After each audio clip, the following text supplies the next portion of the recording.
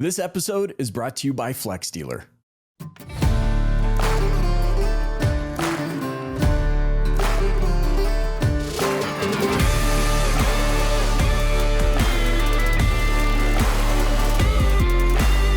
Hey, auto industry, welcome to this episode of the Dealer Playbook Podcast. We're at the Toronto International Auto Show. I'm with my new pal, Jacqui Barker. You are the Global OEM Strategy Director at Keyloop. Thanks so much for joining me on the podcast. Thank you for having me. That sounds like a lot of responsibility. It's a big team. It's okay. So it's good. So my role really with Keyloop is, originally I joined to work with the global OEM team, and we would build lots of interfaces to make sure that manufacturer systems work in the DMSs that we provide. So the technology relies on data, and that data has to come from somewhere. So we provide the software at the retailer level and then integrations up to the OEM. And now we're moving more into the automotive retail space in terms of tech. And that doesn't necessarily have to just sit with the dealer.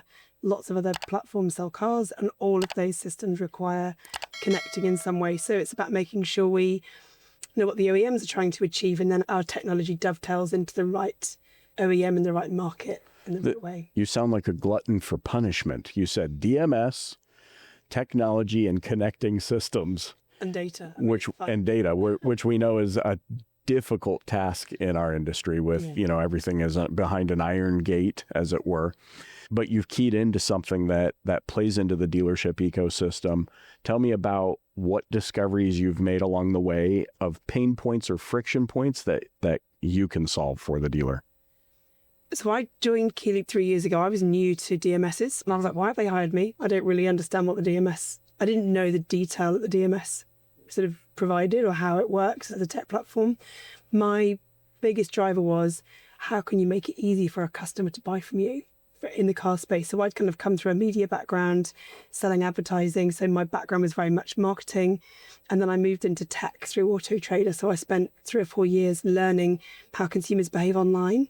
And we spent that time educating manufacturers into how can you target your messaging at the right time when consumers are coming into market. And I think we spend a huge amount, we see lots of money spent on marketing in the hope that somebody will see it at the right time. And actually, when consumers are coming into a marketplace like an Auto Trader or an Amazon or similar, Booking.com, you're in the market to buy something. So actually catch me then when I'm browsing or thinking about it. Right. And then the move to Keyloop was a bit more of it felt like the right place to be to learn about tech and how that can solve for it. So I think it's a very human business and people buy from people, but technology can do so much of the heavy lifting to give you as a business the right data at the right time. So it was a massive learning curve. I'm not going to lie. It was like every day is still a school day for me. It's like, we do what? And they call this what? And every OEM has a different set of names and codes and project things that are all different.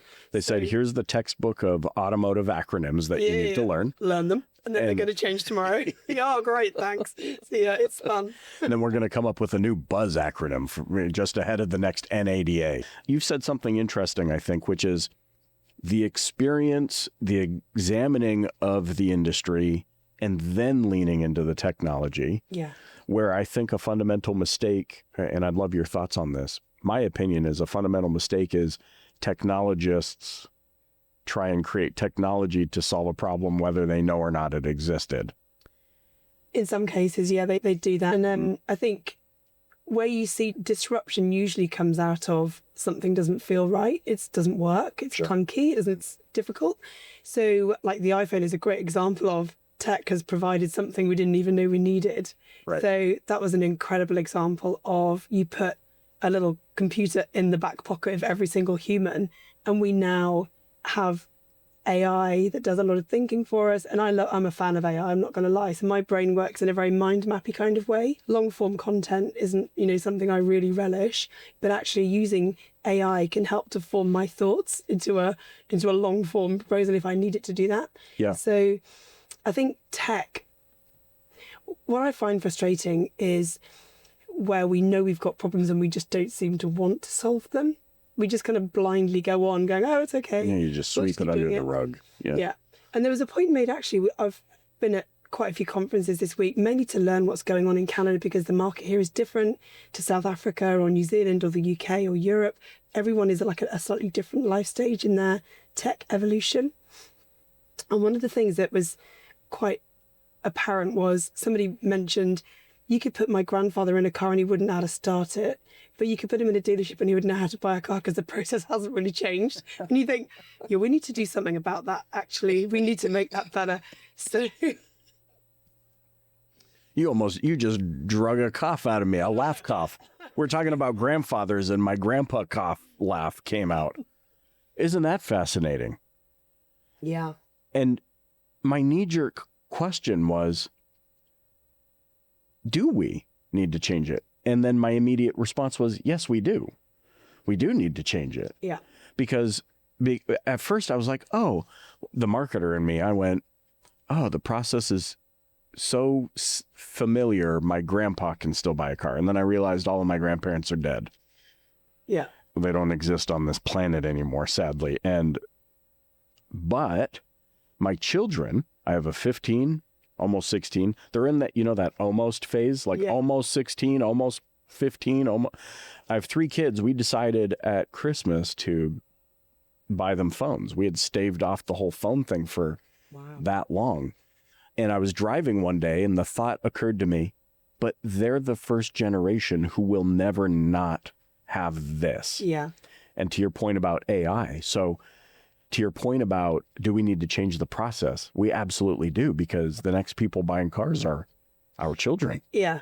It feels, so I know we talked about reverse engineering. So actually I think the topic of this was, how can you reverse engineer it? And when I think about reverse engineering, it's like, think about it from the customer's point of view. It still feels, the process feels very analog, but we have all the tools to make it very digital and connected. Right. And the frustration, when I worked for an e-commerce agency for a while, one of the things that I would do is try and buy from that company. If I was working for a manufacturer, but like, right, how easy is it? And what's my lived experience of trying to buy something from this company? And then where do I get stuck? And that's the bit where you think, well, why are you getting stuck here? So one example was a manufacturer had a really lovely Facebook campaign with all of the accessories on the vehicle. And I just thought, I want that one. As a consumer, you see someone's designed it. Like, you wouldn't go to maybe you have a tailored suit, you wouldn't pick your lining or your buttons. I don't want to configure a car from the ground up. I just don't have the time. Right. And I'm a car nut, I'm a petrol head, and I know what I want, and I wanted that one. And I tried to buy that one, and it took me into an accessories journey where I could add the wheels or the spoiler or the thing. And I was like, I just wanted it with those. I wanted it how I saw it. Yeah. I spec'd a car once. I was like, can I have the blacked out windows and the drug dealer wheels? That's the one I want. They were like, oh, we know exactly which one you want. And that was an S-Max back in the day when I also have 3 kids. So my test driving experience was, I would turn up at the dealership with my life. And if I couldn't fit it in the car, I didn't drive the car. So I had a double buggy, 3 seats. My life stage at that point required huge amounts of moving of humans and people and stuff. And now, very different. My life is different. The kids are all driving. Yeah. So my youngest one, not almost. So one just got his big job. One just bought his first actual decent car, not a shed. And the youngest one just passed his test. So I'm at the free stage of life where, but all of their Take yourself. I know. Drive yourself to the thing. I'm not doing it. So yeah, it's quite good. So I think how do you reverse engineer something is try and buy it from yourselves. And most of this industry doesn't do that. They get given a car and they don't have to think about what it's like to try and buy it. And they still have very antiquated practices of trying to not really be clear about the finance deal you're giving me. I'll tell you the interest rate maybe later, but I'll just give you the monthly amount. Right. And consumers aren't stupid. Right. And I think that's the point where you have a laptop in your pocket. We're going to search and find things. Don't patronize me and think I don't know what an interest rate should be. Yeah. Make it easy for me. Be transparent with me. Be a bit of like, I'm a human to human, So, yeah. Why? What do you think is because I agree with this wholeheartedly. I remember having a conversation with a dealer owner and I encouraged him to do what you're saying, like actually go through the process. He says, well, I've never bought a car in my life, right? He's, I think, 2nd or 3rd generation owner now. Yeah. He's always had a demo vehicle or, whatever. He's never had to go from research to walk-in dealership to do the whole process. He just hasn't had to do that. Yeah. What's preventing us from doing that? I mean, it seems like it's so readily accessible to anybody.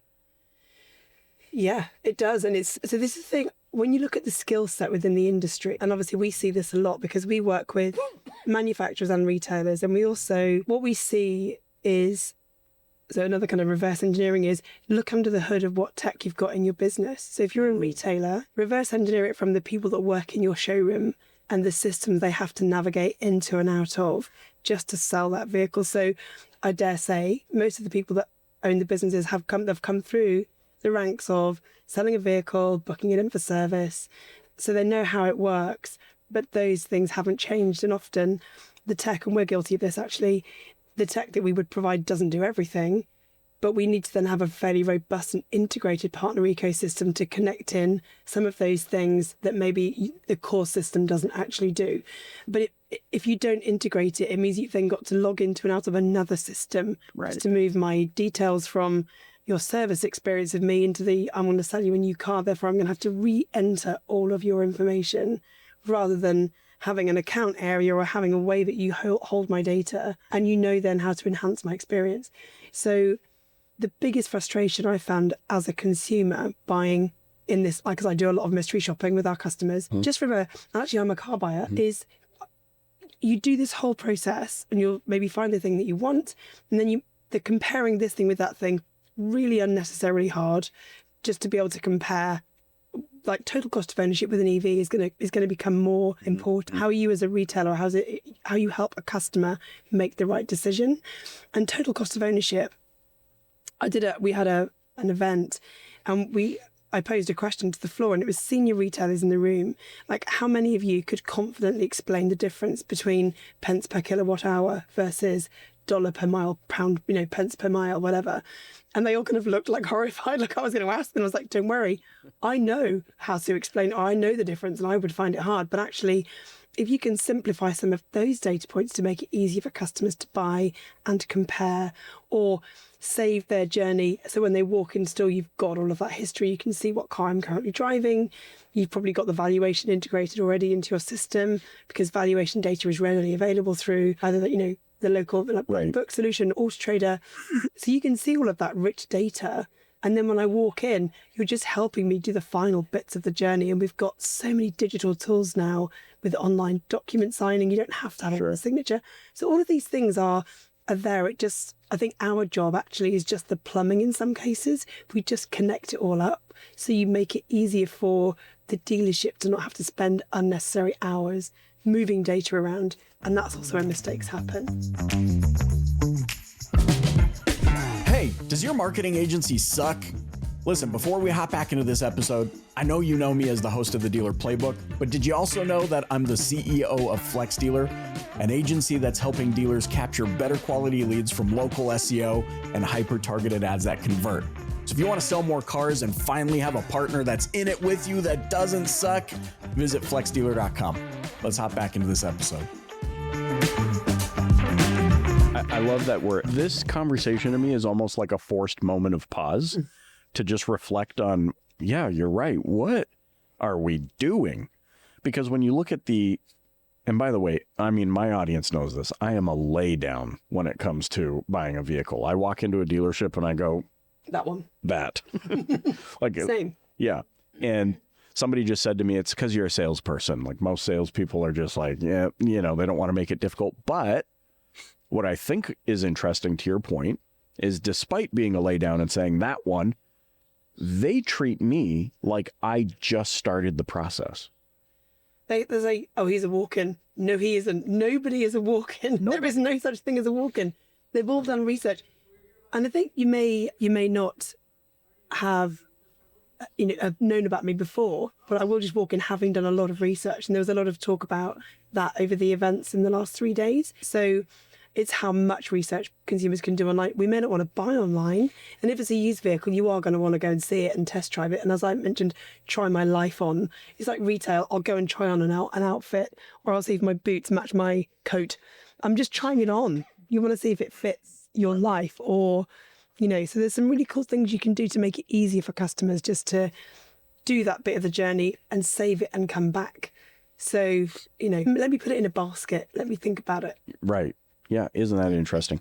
Do you think under this premise, under the concept of, like you said, reverse engineering, getting a good grasp of what we currently have and where the friction points are, do you think maybe we rushed the whole digital retail thing? Like, do you think we, instead of, because what you're saying sounds very phase-lined, very strategic to me. Yeah, very much. And we went, yeah, let's just disregard that. And everyone wants to buy online.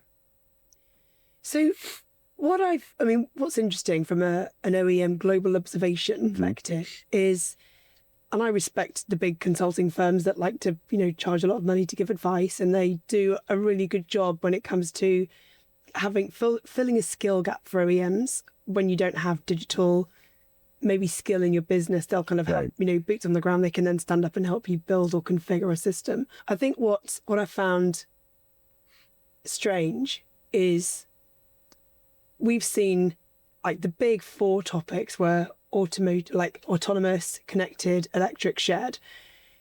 You would have gone to any conference in the last 10 years and you'd have heard people talking about, autonomous vehicles are going to be bots taking over the world. Are they really? And connected vehicles, I actually think there's a really exciting space in connected vehicle technology and how you can start to unlock the data from the vehicle to keep humans safer. And actually autonomous vehicles have meant, I drive a Volvo, that car has saved my life a number of times, because it will almost anticipate something before I've even seen it because the camera has recognized the motion that will automatically slow me down. So I think there's some great technology coming in that space. But the electric and shared completely went after COVID. Like we saw a massive rise in the sale of used vehicles because people didn't want to share a vehicle with anybody. No. But the other thing as well that I found, quite frankly, strange is let's go agency. We're all going to sell direct to consumer. Yeah, right. And what agencies sought to solve was consumer experience and brand experience. And what the industry failed to do was connect the dots with the retailer and actually have that online in-store approach. So you're absolutely right. We tried to literally go all in without having a step-by-step. Just do one thing really well. So when I first started working in e-commerce, it was a retail agency that started building websites for manufacturers, and we launched the European platform for Stellantis initially as an internal sales tool. So they did lots of learn and then do the next thing. You do one thing, you make it easier for your internal people to buy vehicles, either lease them, and of course you haven't got to worry about lots of different finance options because it's, you're getting it through your company scheme, whatever. Right. So why fleet isn't online again is flummoxing to me because actually you've already got your leasing terms set in place and your company car drivers could literally buy those things online. That could be an online transaction. You don't need to have money moving around. But the whole agency piece was just a bit of a sledgehammer to crack a nut, I think. It was let's go all in. Well, really, consumers just wanted to OEMs wanted to give consumers a transparent experience. And they were right to try and do that. And I just think if we'd have gone about it a bit differently, which is just connect all of your data points so that consumers have more transparent choice and you don't, in the UK now, we have comparison sites for everything. I can choose financial products transparently. I look at my mortgage rates. I can see who's offering the best deal and I'll choose the best deal. Insurance, I look at who's got the best rates. I choose the best rates. Interesting. Why we're not doing that in the car space? TripAdvisor, as humans, we're hardwired to follow the crowd. That's why reviews really matter because we want to feel like safe in those numbers. As part of the crowd, if we do something different, then we're at risk. So I think if we were to just do a phased approach, do one thing really well, make it easy for me to value my car so I know what I've got to spend. You wouldn't buy a house until you knew what you were selling your old house for. Same as a car. Right. You won't make a decision until you know how much money you've got to spend.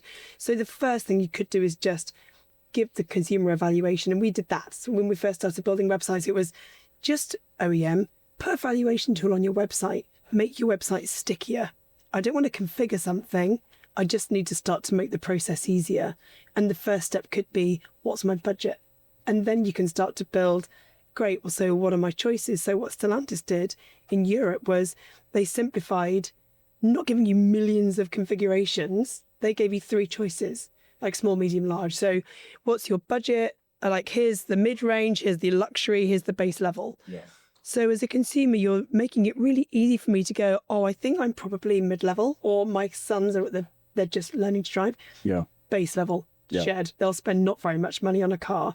I've earned, long enough, and I deserve to have a bit of luxury. So I've probably gone more at the luxury end. So, but consumers don't want to have a million choices. And if you look at how OEMs have almost now made it easy for customers to build to order, which also makes it difficult to value residual values, blah, blah, blah. So I think actually if you start to simplify it and make it easier for me to do another thing, you're collecting data about me in that process. So you know if I'm valuing something, what I'm currently driving. You can then help me choose the next thing. Sure. I love this. I'm a nerd. Okay, confession, everybody. I'm a nerd. And or geek, is that what we say now? I don't know what we say. It doesn't matter. But as I listen to you, I think about how, and I don't know if this was the case or not, but it's how I perceive it. When Steve Jobs stood up and said, you can put 4,500, the iPod thing, that was the marketing pitch to the general population. Yeah. What he was really saying is, I'm going to put a data collection device in every person's pocket on the planet. Yeah. And then just a few years later, it was like, oh, guess what? Apple Play is now in your vehicle, which learns about how you drive and where you drive and how often you drive and what music you listen to while you drive and on and on. And then to your point about insurance companies and things of that nature. So now I have this always with me. It knows we're in Toronto. Yeah. It knows that we are next to each other, maybe not connecting that, but the data is definitely going somewhere. That it knows you're there and I'm here.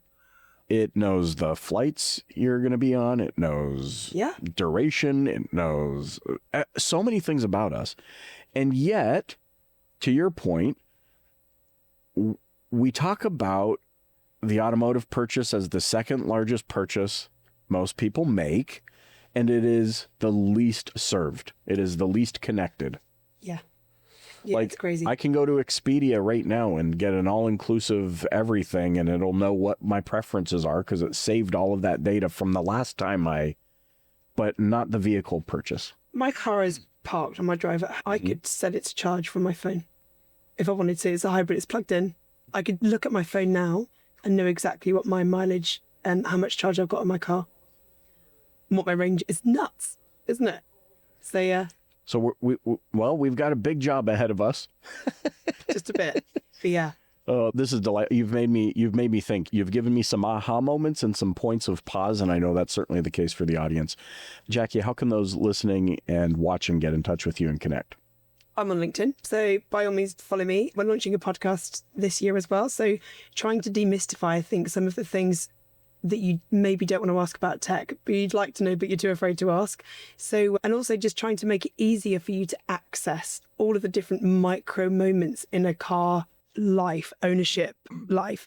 So we'd love to make it a bit more accessible so that you can make improvements in your business and drive efficiency by using tech and then knowing where to start. I think that's the bit where I still have conversations with OEMs where they don't know where to start and they throw the kitchen sink at it. And so I think you don't need to throw the kitchen sink at anything, just like start small, do it really well, then do the next thing. So, you can find me on LinkedIn. Thank you very much. And hopefully we'll tag something in this. Absolutely. But I'm based in the UK. So when I travel all over the world with Keyloop, so I'm very fortunate I get to work with a number of our customers and sales teams. And then the fun stuff that we get to do is actually try and co-create some of these tech experiences with OEMs and users of our tech. So if you're a technician or a service advisor who's using technology, we design with the user in mind. So we do a lot of shared discovery. So if people want to get involved with that shared discovery and then you learn how tech is built and developed, I think that's a really great opportunity for people that have worked in automotive for a long time to start to make that sort of step into a tech space, because that's exciting. It's a really great place to be. Well, that's fascinating. Well, thank you so much for joining me on the Dealer Playbook. Thanks for having me. It's been a real pleasure. So hopefully we can do this again. We will. Hey, thanks for listening to the Dealer Playbook podcast. If you enjoyed tuning in, please subscribe, share, and hit that like button. You can also join us and the DPB community on social media. Check back next week for a new Dealer Playbook episode. Thanks so much for joining.